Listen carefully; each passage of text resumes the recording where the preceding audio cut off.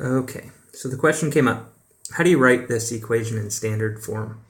And it sounded like the student didn't have any trouble writing this equation down in the slope-intercept form. So I'm going to simply write it down in slope-intercept form and then go from there. Okay, so we see that the y-intercept here is a 0, 2. So that means our b value is a 2. And we can find the slope by just counting down 1, 2, 3, 4, 5. So we go down 5 over 3. Okay, and since we're going down, that means our slope is negative. Okay, so we've got this slope right here, negative 5/3. So in the standard form, what do we want to do? Well, we need to move the x's all to one side, or excuse me, all the variables to one side. So let's move the x here. So I'm going to add 5/3 x to both sides of the equation, which is going to leave us with y plus 5/3 x equals 2. Okay?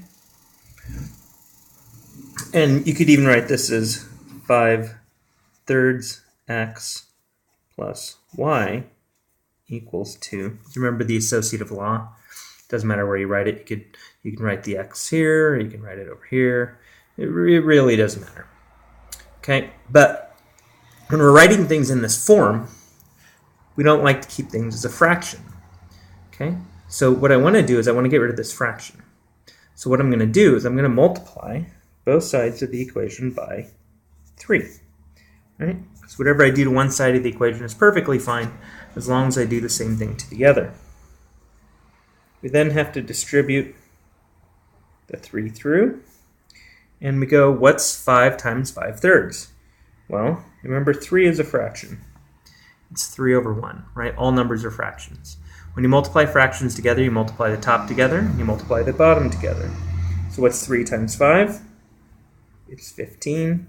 1 times 3 is 3.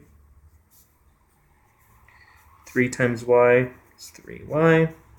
2 times 3 is 6. And what's 15 divided by 3? Well, it's 5. So we have 5x plus 3y equals 6.